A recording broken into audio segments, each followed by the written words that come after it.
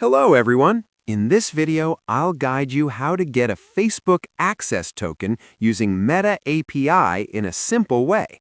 First, open your browser and go to Meta for Developers website. Then, log in with your Facebook account. Next, create a new app by clicking on My Apps and selecting Create App. Then, choose the appropriate app type and complete the setup.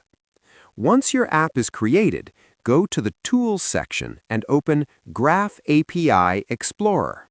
Now select your app from the drop-down menu and click on Generate Access Token.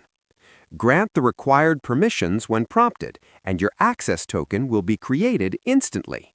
You can copy this token and use it for testing or API requests. Keep in mind that short-lived tokens expire quickly, so you may need to generate a long-lived token if required.